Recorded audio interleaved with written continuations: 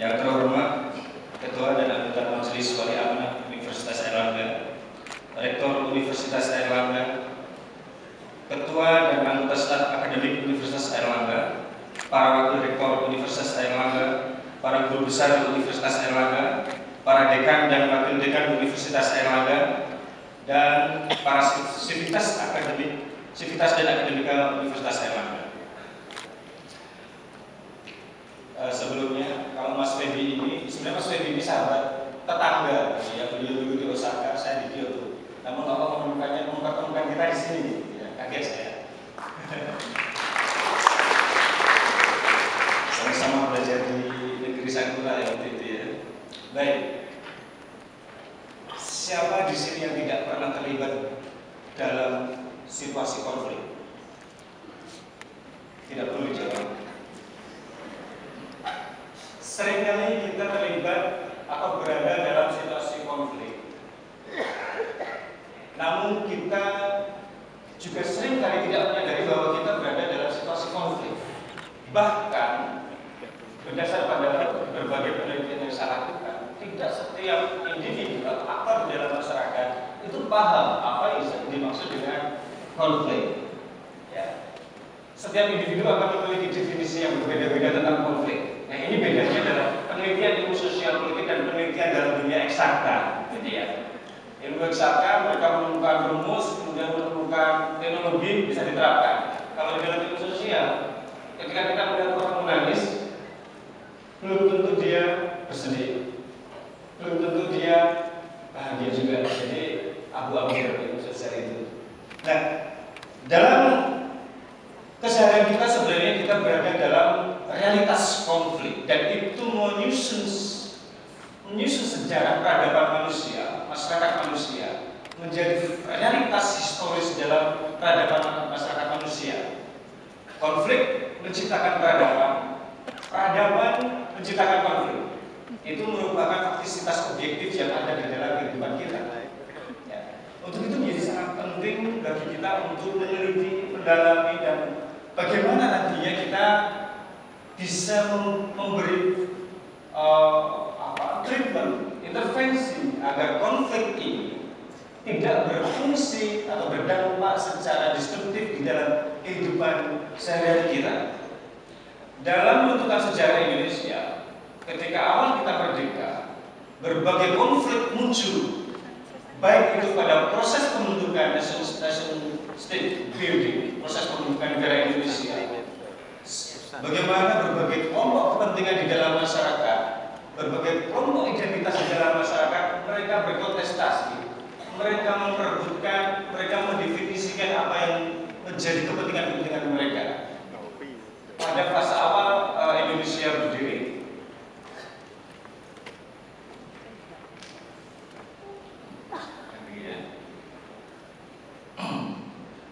pada fase berdirinya Indonesia sebagai negara, kita melihat bagaimana kontestasi dalam memperjuangkan misalnya konstitusi Republik Indonesia.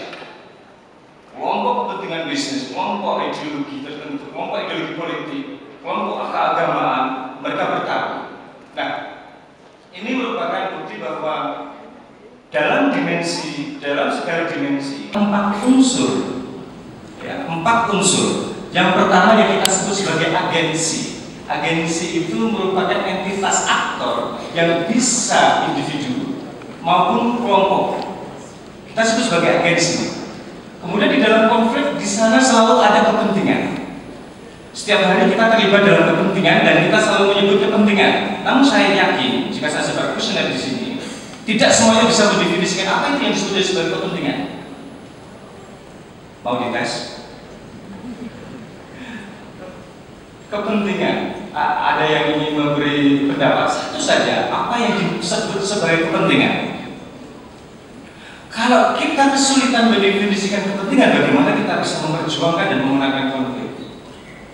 Kepentingan merupakan keinginan subjektif dari setiap agensi yang harus atau perlu untuk diwujudkan oleh sumber daya. Sumber daya itu merupakan kebutuhan yang bersifat material maupun non material. Sumber daya harus ada karena manusia dengan kepentingannya mereka menginginkannya. Ya.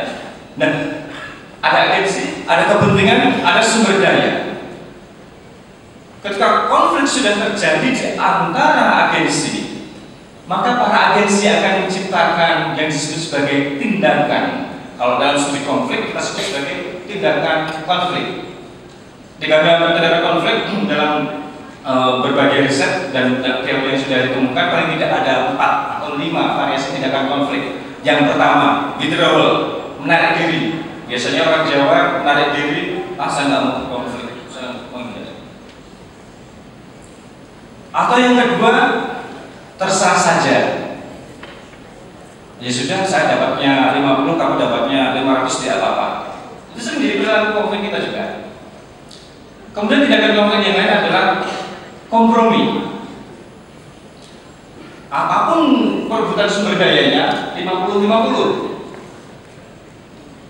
Kemudian yang ini yang agak mengerikan, yaitu contentious action, tindakan keras kepala yang setiap agensi ingin menggunakan kekerasan sebagai cara untuk mendapatkan sumber daya itu. Ini yang sangat berbahaya. Dan kekerasan itu bukan persoalan irasionalitas. Kekerasan itu merupakan produk yang sangat rasional, ditumbuhkan, dibangun di dalam struktur sosial kita. Ini saya tunjukkan. Nah, yang terakhir, perilaku tindakan konflik yang terakhir yang sangat sulit terrealisasi dalam berbagai riset itu adalah problem solving. Problem solving itu berarti setiap agensi memiliki komitmen, memiliki visi untuk memecahkan masalah-masalah yang ada di dalam konflik ini.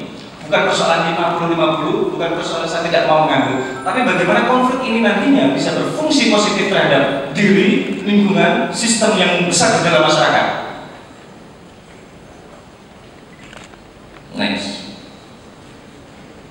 Nah, sekarang itu pengantar tentang konflik.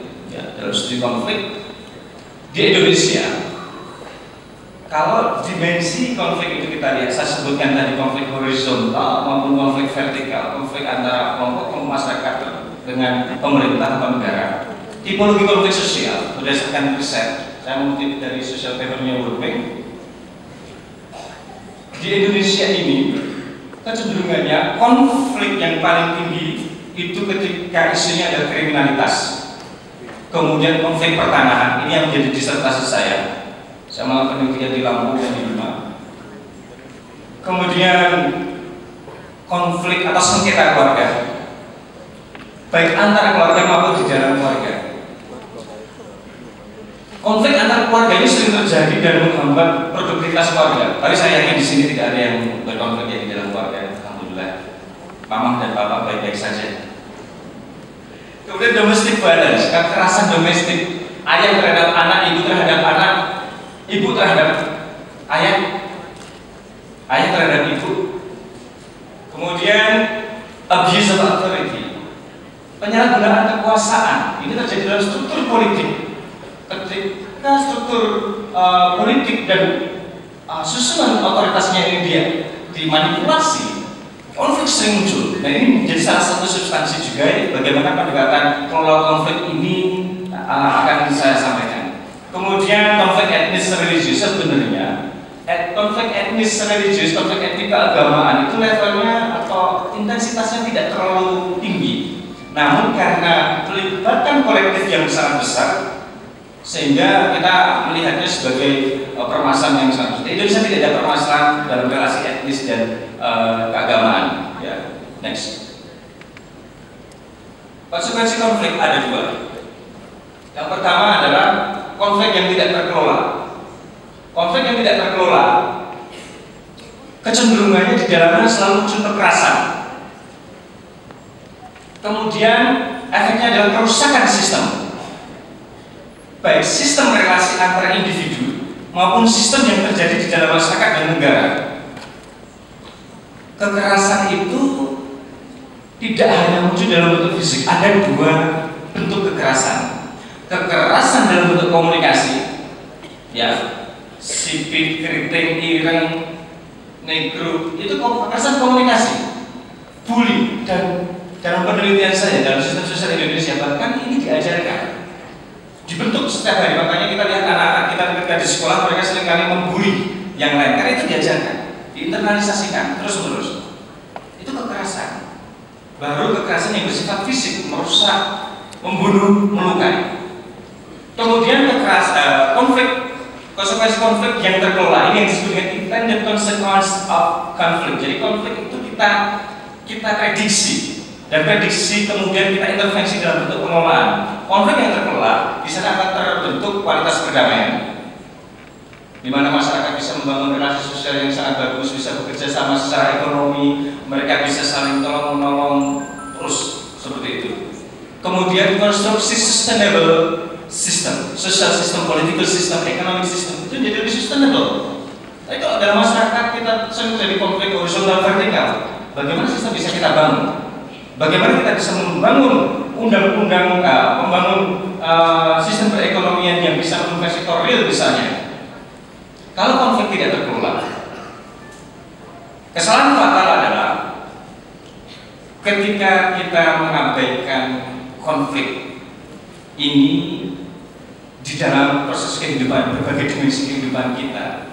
Dan ini sering terjadi. Makanya para akademisi di bidang konflik, saya hampir 15 tahun di konflik, sering kalau orang melihat wajah saya, wajah konfliktual ini ya. Baik, kita ada dua konsekuensi konflik. Selanjutnya, pada penjelasan tadi, konflik sebagai realitas historis dan konflik itu selalu ada dalam masyarakat, konsekuensi konflik. Lalu bagaimana negara perlu menciptakan pola konflik yang nantinya bisa menciptakan perdamaian, kualitas perdamaian.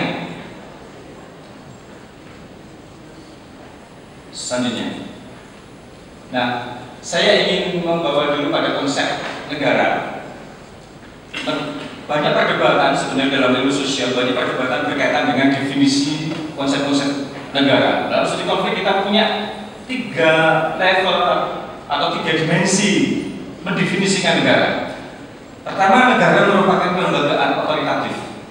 Di sananya terdapat berbagai lembaga-lembaga memiliki otoritas untuk meregulasi berbagai kepentingan yang ada di dalam masyarakat dengan fungsi dan peranan masing-masing. Kemudian dimensi yang kedua sebagai pengelola kepentingan, ya, governing, maka kemudian muncul istilah governance gitu ya. Kemudian yang ketiga adalah sebagai pelaksana kebijakan yang dalam konteks demokrasi harus berbasis pada common goal, common objective. Jadi kebijakan-kebijakan yang dikeluarkan negara, jika dia tidak berbasis pada common objective atau kepentingan publik, konflik muncul. Ya, kepentingan-kepentingan yang tertindas, kepentingan-kepentingan yang tercubit gitu ya, akan melakukan perlawanan. Itu konsep negara. Sehingga bagaimana, kalau pertanyaannya bagaimana negara melakukan kelembagaan tentang kelola konflik, sesungguhnya kita bicara tentang 3 hal ini. Bagaimana kelembagaan otoritatif mampu menciptakan pengelolaan konflik? Bagaimana pengelolaan kepentingan itu nanti bisa menciptakan tindakan-tindakan konflik yang berbasis pada pemecahan masalah, bukan pada kekerasan. Lalu kebijakan-kebijakan apa yang bisa diberikan agar berbagai konflik sosial itu tidak muncul dan membesar? Selanjutnya, saya ingin masuk salah satu kasus contoh fase historis dari negara ini. Bagaimana kelembagaan kelola konflik dibangun secara salah. Dan kita masuk pada fase Orde Baru. Orde Baru merupakan merupakan fase politik di mana rezim otoritarian itu mengelola berbagai konflik yang ada di dalam masyarakat. Ya. Orde Baru, kalau kita lihat dan kekuasaan yang absolut, kekuasaan sebelum korupsi, kekuasaan yang absolut akan korupsi secara absolut. Karena kekuasaan ini kalau dominan, kuat, dan otoriter, dia bisa melakukan banyak hal. Nah, untuk itu studi korupsi juga, studi konflik juga melihat bahwa konflik dan kekerasan itu sering jadi efek dari korupsi yang ada di dalam pelaksanaan kekuasaan, gitu ya. pada fase historis ini pendekatan yang digunakan dalam pengelolaan konflik adalah politik yang otoriter. Kemudian politik yang otoriter dan kecenderungannya di dalam masyarakat dunia, mereka menggunakan pendekatan yang disebut sebagai traditional security, keamanan tradisional. Ada 3 ciri dari keamanan tradisional. Untuk data riset lebih mendalam bisa beli buku saya. Ada yang di download gratis ya. Ciri dari kekerasan keamanan tradisional ini yang pertama adalah kekerasan negara. Namun pertanyaannya adalah kekerasan negara apakah tidak boleh? Sesungguhnya boleh, karena kekerasan bisa bersifat positif. Ketika antara dua kelompok sosial mereka terus melakukan aksi kekerasan, maka cara persuasi tidak bisa dilakukan, maka negara memobilisasi polisi atau militer untuk menghentikan kekerasan. Itu kekerasan positif. Namun ketika kekerasan negara itu untuk kepentingan rezim otoriter dan jejaringnya, maka itu menjadi kekerasan yang destruktif, karena hanya melindungi berbagai kepentingan rezim. Itu ciri yang pertama dari pendekatan keamanan tradisional. Kemudian yang kedua, komunikasi yang bersifat monolitik. Pancasila itu seperti apa didefinisikan oleh rezim Orde Baru. Ya. Apa yang disebut dengan kepentingan nasional itu didefinisikan juga oleh rezim Orde Baru. Apa yang dimaksud dengan kepentingan umum, stabilitas nasional juga didefinisikan oleh rezim otoriter. Ketika ada tawaran atau diskursus di dalam ruang publik, maka itu dianggap sebagai tindakan subversif. Ciri yang ketiga adalah kontrol terhadap ruang publik. Misalnya kementerian, Orde Baru menggunakan Menteri Penerangan. Dulu waktu transisi, saya dapat kaos dari teman-teman yang sering demo, saya dapat tulisan hari-hari omong kosong. Terus ternyata saya baru sadar kalau itu menuju ke salah satu nama menteri kita, gitu ya. Kontrol terhadap ruang publik, mau khotbah gereja, edit, kalau tidak sesuai dengan apa yang di kepentingan rezim, delete. Mau khotbah Jumat tidak sesuai, delete. Untuk itu strukturnya dibuat bagaimana rezim bisa mengontrol itu secara detail sampai di level negara bisa masuk bahkan di dalam rumah. Ini yang model otoriter, ya. Nah, pendekatan otoritarian ini ternyata memberi konsekuensi yang sangat buruk di dalam masyarakat. Lanjut. Pendekatan traditional security itu menciptakan konsekuensi. Yang pertama, ada 3 paling tidak. Yang pertama, terjadi kerusakan local wisdom. Ya. Local wisdom dalam masyarakat, mereka sudah membangun cara bagaimana menyelesaikan konflik, bagaimana mereka hidup secara damai. Namun misalnya melalui undang-undang pemerintahan desa pada waktu itu, desa yang sudah memiliki mekanisme pemilihan, desa yang sudah memiliki cara mengelola tanah kolektif mereka, itu diubah, dihancurkan oleh sistem baru itu. Ya, local wisdom hancur. Masyarakat pada waktu itu sudah tidak mempunyai sistem mereka. Pada saat bersamaan, rezim ini, Orde Baru, tidak mampu menginternalisasikan atau membangun sistem baru ini ke dalam masyarakat, karena masyarakat menolak. Yang terjadi adalah masyarakat yang gamang, masyarakat yang tidak memiliki nilai yang konkret. Kemudian yang kedua, konsekuensi dari traditional security adalah akumulasi kepentingan kolektif. Kalau misalnya setiap hari seorang mama misalnya setiap minggu nonton film dengan papa, tapi setiap minggu itu pula harus, "Mak, besok nonton film A." "Baik Pak." "Besok nonton film ini Mak." "Baik Pak." Padahal sebenarnya inginnya nonton film yang lain. Akan terakumulasi, disimpan menjadi bagian dari struktur kesadaran kita, struktur kesadaran agensi itu. Ini berbahaya. Ini akan menciptakan konsekuensi yang ketiga, yaitu kerentanan konflik kekerasan. Terlalu banyak akumulasi kepentingan, maka ketika bertindak mereka ingin mendapatkan semua kepentingannya. Ini yang terjadi di dalam masyarakat pasca Orde Baru.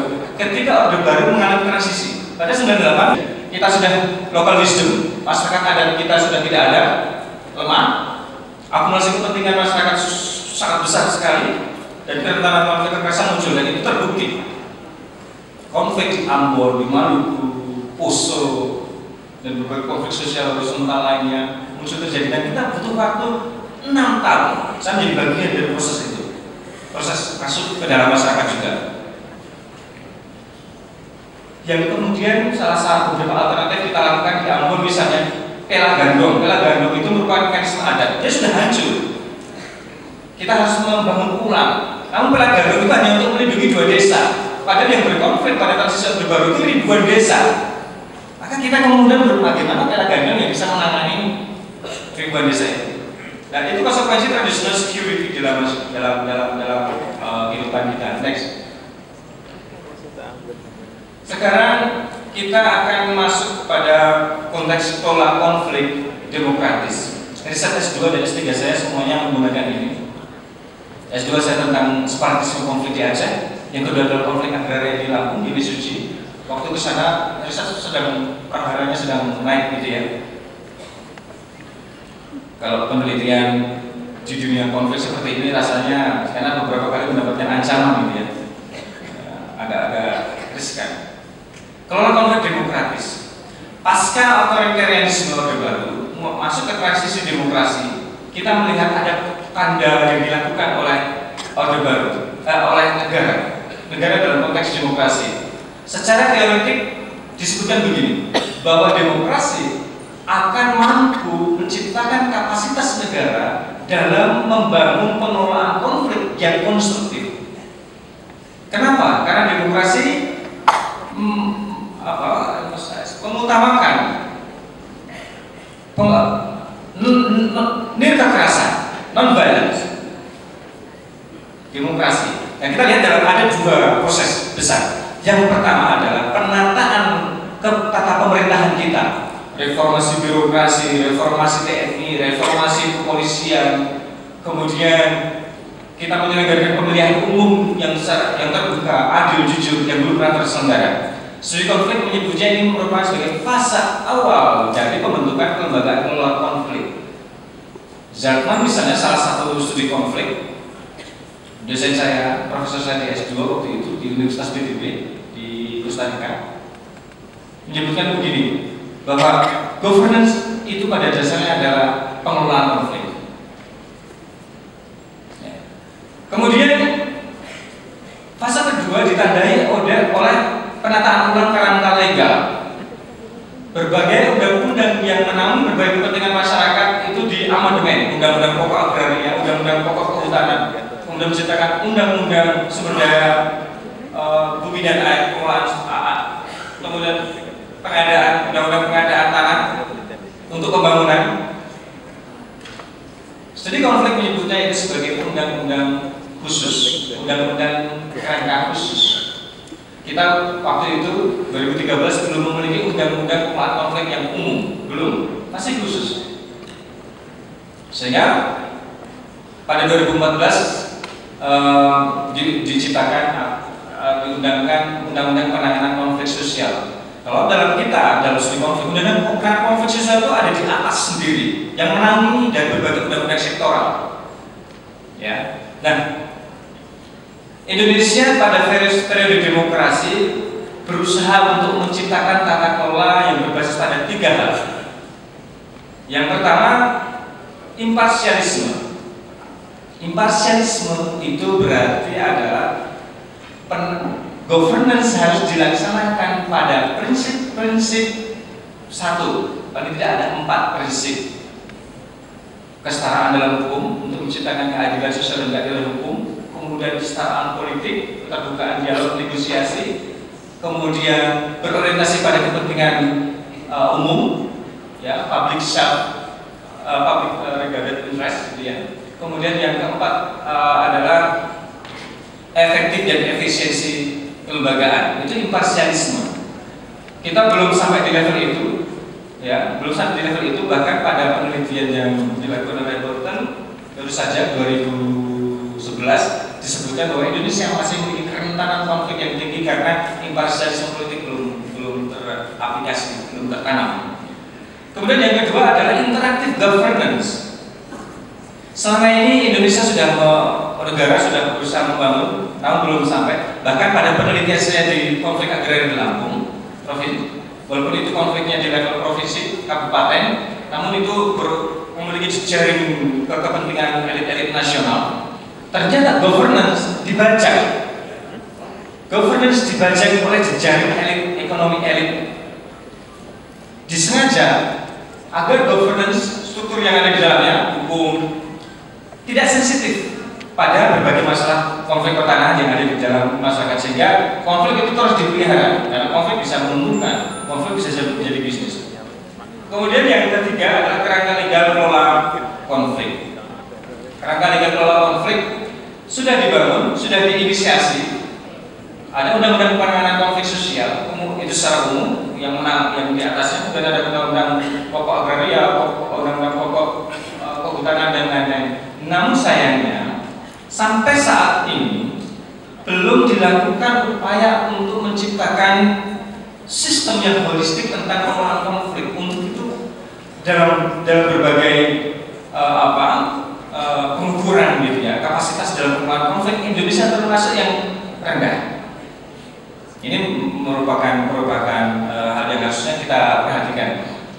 Nah, demikian yang bisa saya sampaikan berkaitan dengan negara dan pengelola konflik. Kita harap bahwa proses pembentukan dan pembangunan pengelola konflik dalam konteks negara yang demokratis ini bisa menciptakan kualitas-kualitas perdamaian di dalam masyarakat Indonesia. Terima kasih. Assalamualaikum warahmatullahi wabarakatuh.